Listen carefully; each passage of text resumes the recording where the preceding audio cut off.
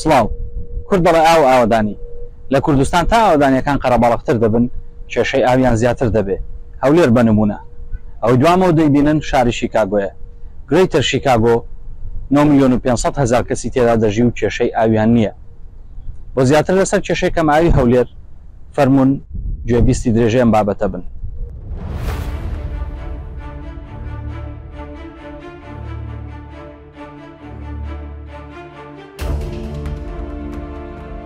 مێژووی شار بۆ شارستانیەتە کۆنەکان دەگەڕێتەوە، بەڵام شاری سەردەم و شاری مێژووی تەنها ناوەکانیان لە یەک دەچن. بە جۆرەی ماڵپەڕی بزنس ئینسایدەر گەورەترین شارەکانی جیهان لە سەردەمە جیاوازەکاندا بەم شێوەیە بووە.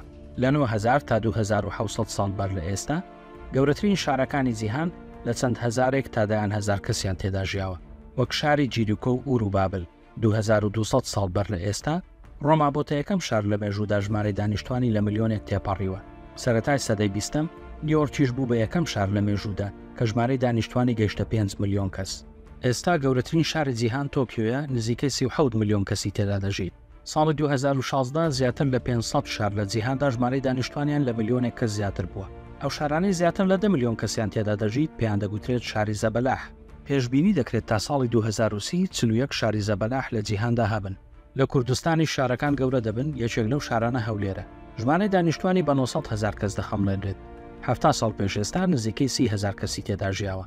گەورەبوونی هەولێر و شارەکانی دیکەی کوردستان ناتەندروست و بێپلانە. تۆڕی ئاو و ئاوەڕۆ و گواستنەوە و ژێرخانی پەروەردە و تەندروستی و کارەبا و پلانسازی شاریان پڕان لە کێشە. لە وڵقەیەدا سەرنجمان دەخینە سەر کێشەی کەماوی هەولێر. بەهۆی وێزگەکانی پاڵاوتن ئاوی خاوێن بۆ دانیشتوانی شارەکان دابین دەکرێت کە لە ڕێگەی پمپەوە لە ڕووبار و دەریاچەکان ئاو وەردەگیرێت. ئاو بۆ پاڵاوتن بە چوار قۆناغی سەرەکیدا تێدەپەڕێت. سەرەتا دەچێتە ناو حەوزێکەوە پێدەگوترێت کۆگولیشن تانک. مادەی کیمیایی بارگە ئەرێنی لەگەڵ ئاوەکە تێکەڵ دەکرێت تا دەنگکۆڵەکانی قوڕا و ئاویێڵ کە بارگەیان نەرێنیە لە دەوری خۆی تۆپەڵ بکات و ببن بە تەنۆلکەی گەورە. لە قۆناغی دووهەم ئاوەکە دەچێتە حەوزێکی دیکەوە پێدەگوترێت فلۆکیولیشن تانک. لەو قۆناغەدا تەنۆلکە گەورەکان دەنیشن و لە ئاوەکە جیا دەبنەوە. لە قۆناغی سێهەمدا ئاوەکە بۆ سێدیمنتیشن تانک دەگوازرێتەوە. لەوێ زۆر هێواش دەڕوات هەتا خەوش و وردەگەردی زیاتر بنیشن و ئاوەکە سازگارتر بێت. لە قۆناغی چوارەمدا ئاوەکە دەچێتە فیلتریشن تانکەوە هەتا بە یەکجاری پاک ببێتەوە و گونجاو بێت بۆ خواردنەوە. پێویستی شارنشینان بۆ ئاو هەموو کاتێک وەک یەک نییە. ڕەنگە شەوان کەمترین و بەیانیان زۆرترین ئاو بەکاربهێنن، بەڵام پاڵاوگەکانی ئاو هەموو کات هەر هەمان بڕی ئاو دەپاڵێون، بۆیە پاڵاوگەکان وەک کاتژمێر هەموو کاتێک کار دەکەن. شەوانە واوای لە پاڵاوگەکانەوە دێت و شارنشینان بەکاری ناهێنن لە ناوبەرزە تانکەکاندا گل دەدرێتەوە. تاکو بەیانیان ئاوی گلدراوی ناوبەرزە تانکەکان و ئاوی پاڵاوگەکان پێکەوە پێویستی شارنشینان دابین بکەن. پاڵاوگەی ئاوی ئیفراز بەشێک لە پێویستی ئاوی هەولێر دابین دەکات. بەشێکی دیکەی لە ڕێگەی بیرەکانەوەیە. بەو هۆیەوە لە ماوەی 30 ساڵی ڕابردوودا ئاستی ئاوی ژێرزەوی بە سەدان مەتر دابەزیوە کە مەترسێکی گەورەی ژینگەییە. یەکێکی دیکە لە کارەساتە ژینگەیەکانەوەیە پاشەڕۆی ئاوی ماڵان دەکرێتە بیرەوە و ئاوی توالێتەکان دەچێتەوە ناوخاچی هەولێر.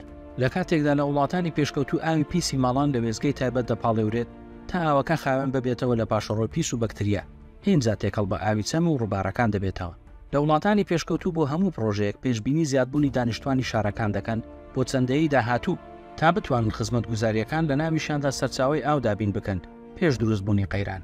لە کوردستان بەگشتی و هەولێر بە تایبەتی پێویستە بۆ چارەسەری قەیرانی ئاو و ئاوەڕۆ پرۆژەی دروستکردنی پاڵاوگەی ئاوەڕۆ و وەستاندنی بیر و فراوانکردنی پاڵاوگەکانی ئاوی خاوێن دروست بکرێن کە ئەوانە بەرژەوەندی گشتین، بەڵام لەبری ئەوە لە پێناو بەرژەوەندی تایبەت پرۆژەی نیشتە جێبوون دروست دەکرێن بە لێشاو خەڵک لە ناوەڕاست و باشووری عێراقەوە بەرەو کوردستان کۆچ دەکەن کە لە کورتمەودا و درێژمەودادا زیانێکی زۆر بە کوردستان دەگەیەنن. لەو بەرنامەیەدا باسی کێشەکانی گۆڕانی دیموگرافیا ناکەین، تەنها باسی قەیرانی ئاو دەکەین کە بەشێکە لە قەیرانی خزمەتگوزاری. لە کوردستان بەشێک لە میدیا و بەرپرسان پاساوی کەم ئاوی بۆ کەمتەرخەمی خەڵکو بە فیڕۆدانی ئاو دەجێڕنەوە. ڕەنگە و بانگەشە بەشێکی ڕاستێکە بێت، بەڵام هەموو ڕاستێکە نییە. بە جوێرەی ماڵپەڕی دەستگای پاراستنی ژینگە کە دامەزراوەیەکی حکومەتی ئەمریکایە، ڕۆژانە هەر هاوڵاتیەکی ئەمریکی 310 لیتر ئاو بەکاردەهێنێت، واتە ماڵێکی 6 کەسی ڕۆژانە 2 تانکی ئاو بەکاردەهێنن. ئەو بڕائاوە زۆر زیاترە لەوەی بۆ هاوڵاتیانی کوردستان بەردەستە. لە کوردستان لەبری بەرزە تانکەکان بۆ گلدانەوەی ئاو خەڵکی خۆیان لە ماڵەوە تانکی ئاویان هەیە، ئەوش کۆمەلگا زیاتر لێکدا دەبڕێت چونکەوە لە خەڵک دەکات زیاتر بەرژەوەندی تایبەتی خۆی مەبەست بێت نەک بەرژەوەندی گشتی. ڕەنگە دراوسێکت ئاوی هەبێت و تۆ نەتبێت، بەڵام بە هەبوونی بەرزە تانکەکان هەموو گەڕک و کۆڵانەکان پێکەوە ئاویان دەبێت. گەرچی پێویست بوو بیر لە دانان و وەگەڕخستنی بەرزە تانکەکان بکرا بووایەوە، بەڵام تا شار فراوانتر دەبێت دابینکردنی ئاو زیاتر وەک لادەکانی پێشووی لێدێت. لە بری گۆزەی جاران خەریکە دەبنە دەبە جلیکان. ئەو سەرمایه‌دار و بەرپرسانەی خانە و ئەپارتمنتەکان دەفرۆشن، تەنها چەند سەد مەترێک لە خاک نافرۆشن.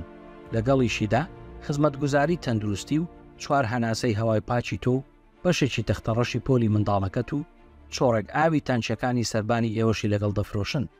بۆیە لە هاوینان بە تانکەر دەیکردنەوە، تۆش لێ بکۆڵەوە.